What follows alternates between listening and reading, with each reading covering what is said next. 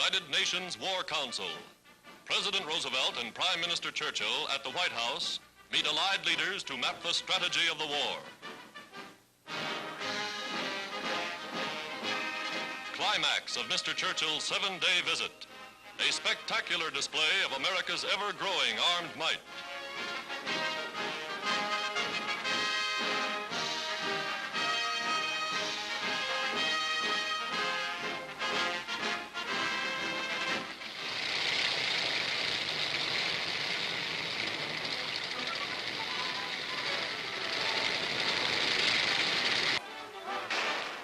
Today, with invasion by air the most feared assault, Mr. Churchill evinces keen interest in the paratroopers and their equipment.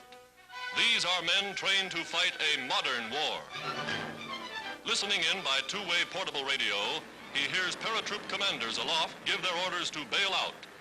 Diving into space, mushrooming down in a demonstration of attack by vertical assault. Not scores, but hundreds of sky soldiers launching a mass attack.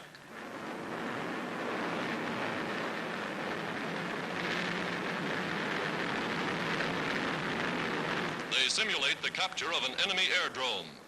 Lessons learned from the fall of France, of Belgium, of Holland, of Crete. Today, the United States Air Force shows that it too can fight a modern war and has the weapons it takes to win. Britain's Prime Minister said, "It is the most impressive demonstration I have ever seen."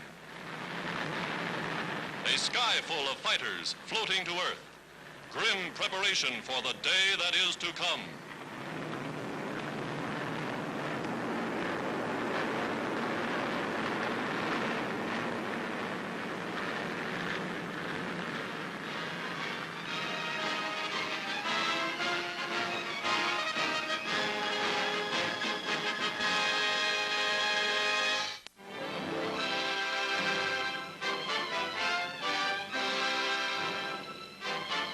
Aboard the Portuguese liner Serpa Pinto, the war's youngest refugees arrive in America to begin life anew. Wanderers upon the face of the earth, they come from Poland, from Czechoslovakia, from Spain, some even from Germany, and all are made welcome. Today, under auspices of the United States Committee for the Care of European Children, they finally reach a haven of safety.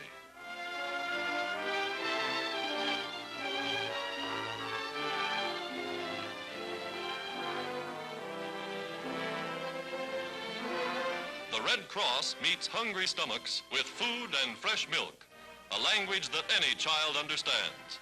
Yes, after months of an insufficient diet, this to them is truly the promised land.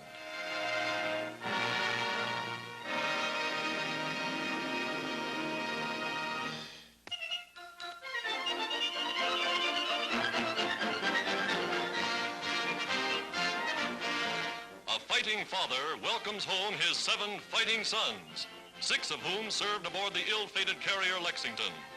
When their country was attacked, they all joined the Navy. This is their first furlough back in their home port.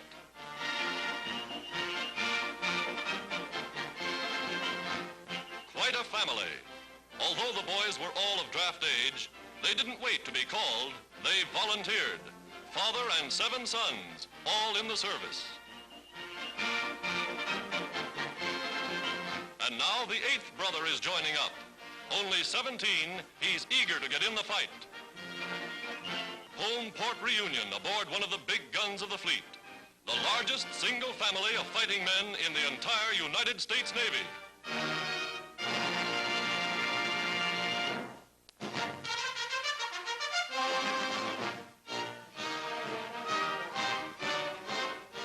Physical exercise is an important phase in the training of U.S. aerial gunners.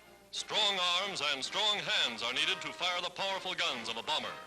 Hands and fingers that must be quick on the trigger. Blindfolded, they learn to take apart and reassemble each weapon.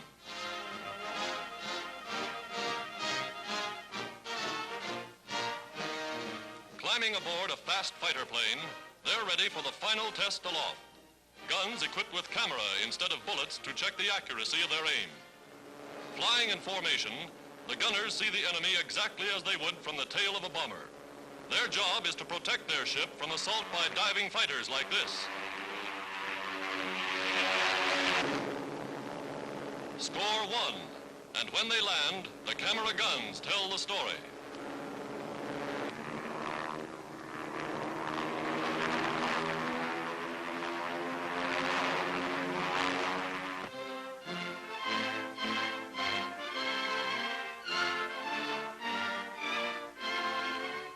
King Peter, boy ruler of Yugoslavia, meets President Roosevelt for the first time. Only 19, the young king comes to seek aid for Yugoslav guerrillas waging war against the Axis. He meets the president's cabinet and also for the first time faces a barrage of American newspapermen. A king without a country, but communiques from the Balkans say his guerrilla troops are keeping busy many German divisions. King Peter's Yugoslavia is still very much in the fight.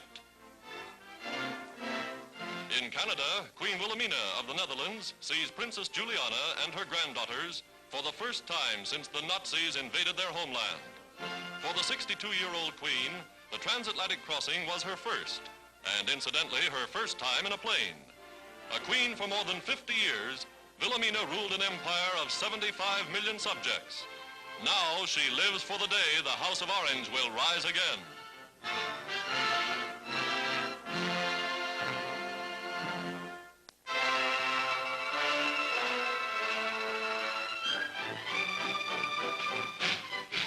Here is the arsenal of democracy at work. One plant among thousands dotted across the vast United States. Plants that build tanks like these, huge lumbering juggernauts, in numbers that stagger the imagination. 6 months ago, President Roosevelt called for 120,000 tanks, tanks of all sizes. And overnight, the automobile industry of America transformed its plants, reshaped its tools to become the greatest tank arsenal the world has ever known.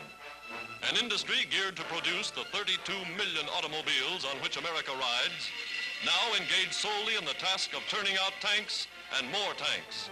This is mass production, as only American engineers know how. Here are figures of yesterday's newspapers, realities today.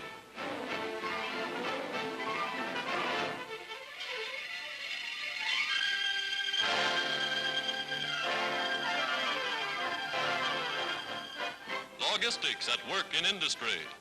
From vast stockpiles like these, American tanks take shape. Each stockpile assembled in such a way that scores of sub-assemblies reach their proper place, each at the proper time. Steel, rubber, aluminum, tin, forgings, moldings, castings, 30,000 parts to build one engine of destruction.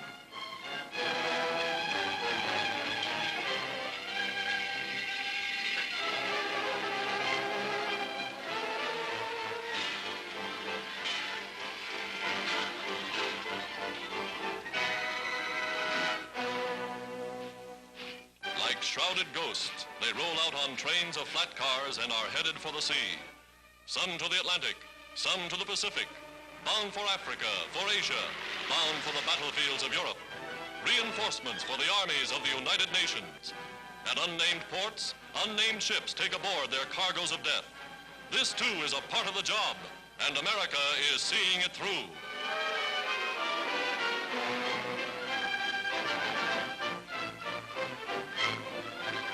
Every week, every month, American tanks are finding their way to the fighting fronts.